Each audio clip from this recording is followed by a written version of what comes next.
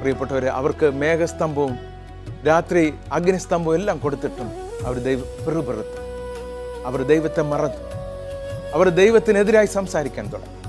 എന്നെ കേൾക്കുന്ന സഹോദരങ്ങളെ, ആത്മീയ ഇസ്രായേലരായിരിക്കുന്ന നാം പിറുപിറുക്കാറുണ്ടോ?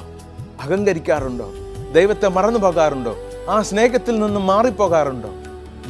ആ ദൈവം വേദനയോടെ കാത്തിരിക്കുന്നു. എൻ്റെ മകനെ, മകളെ, നീ തിരിച്ചു വാ. നീ മാറിപ്പോയ സ്ഥലത്ത് ഞാൻ നിൽക്കുക, നിനക്ക് വേണ്ടി കാത്തു നിൽക്കുന്നു. നീ എന്നെ സ്നേഹിക്കുന്നുവെങ്കിൽ എൻ്റെ കൽപ്പന കാത്തുകൊള്ളേ. യേശുവിൻ്റെ സാക്ഷ്യം നിനക്ക് ലഭിക്കട്ടെ. പ്രവചനത്തിൻ്റെ ആത്മാവ് നീ വായിക്കണം. പ്രവാചകന്മാരുടെ പുസ്തകങ്ങൾ വായിക്കണം.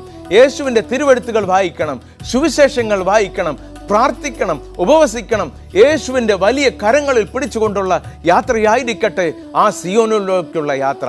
ആ സിയോനിലേക്കുള്ള യാത്രയിൽ, ആ ഭവനത്തിലേക്ക് നാം അടുത്തുകൊണ്ടിരിക്കുമ്പോൾ പരിശുദ്ധാത്മാവിൻ്റെ ഏറ്റവും വലിയ അനുഗ്രഹം നന്മയായി, അനുഗ്രഹമായി, ഉപകാരമായി, പ്രയോജനമായി, ജീവിതത്തിൽ സൗഖ്യമായി, സന്തോഷമായി, ഭവനത്തിൽ കുഞ്ഞുങ്ങളുടെ ബലമായി, വാർദ്ധക്യത്തിലുള്ള ബലമായി, വാർദ്ധക്യത്തിൽ അവരുടെ തലമുടി നരച്ചാലും ചുമന്നുകൊള്ളാമെന്ന് പറഞ്ഞ പരിശുദ്ധനായ നല്ല ദൈവം നിങ്ങളെ ആശീർവദിക്കുമാറാകട്ടെ എന്ന് പ്രാർത്ഥിക്കുന്നു.